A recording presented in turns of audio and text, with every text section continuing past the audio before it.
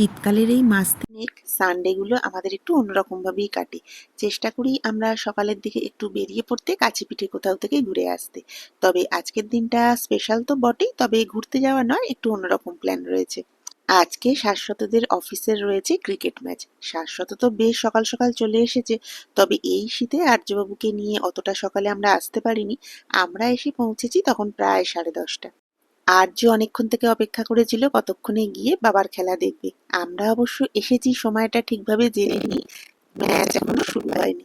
শাশ্বতদের এক্ষুনি batting start হবে, তার আগে আর্যবাবু বাবার সাথে একটু খেলে নিচ্ছে।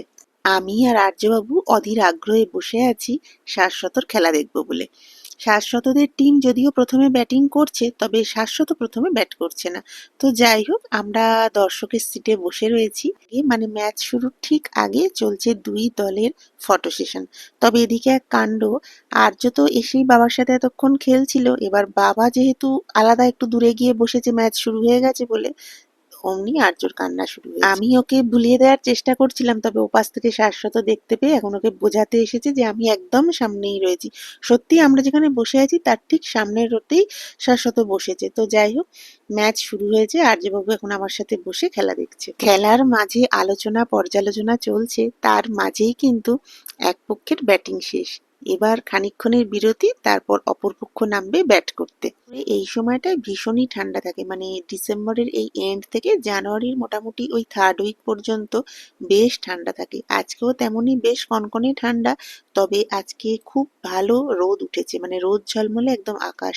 এক একদিন হয় বেশ বেলা অবধি কুয়াশা থাকে, আজকে কিন্তু একদম সেটা নয়। তো সেই জন্য রোদে বসে খেলাটা কিন্তু বেশ এনজয় করে দেখা যাচ্ছে, বা যারা খেলছে পার্টিসিপেন্ট তাদের জন্যও কিন্তু আজকের ওয়েদারটা একদম পারফেক্ট। আর আজকে খেলার আয়োজনের সাথে সাথে খাওয়া দাওয়ার আয়োজন তো অবশ্যই ছিল। আমরা যদিও সকালবেলা অনেকটা দেরিতে এসেছি, তাই এখানে ব্রেকফাস্ট করিনি, তবে এখন আমরা লাঞ্চটা করছি। খাওয়া দাওয়ার পরে আমরা ওয়েট করে রয়েছি প্রাইজ সেরেমনিটা দেখবো বলে। যদিও শাশ্বতদের টিম উইনার হয়নি, তবে সারাটা দিন আমরা বেশ এনজয় করেছি। আর্যবাবু তো খুব খুশি হয়েছে, আর এখানে আর্যবাবু এসে ট্রফি নিয়ে এত প্রশ্ন করেছে, এত কিছু জানতে চেয়েছে, তাই ওর হাতেই এনেভাবে ট্রফিটা একজন দিয়ে দিয়েছে। তো যাই হোক, ছবি টবি তোলার পরে অনুষ্ঠানের এখন আমরা প্রায় শেষের দিকে, মোটামুটি সবাই প্রস্তুতি নিচ্ছে বাড়ি ফেরার। খেলায় তো হার জিত থাকবেই, এর থেকে বড় বাস্তব কথা আর নেই। তবে হার জিতটাই সব নয়, ম্যাচটাকে এনজয় করা সেটাই কিন্তু বড় কথা।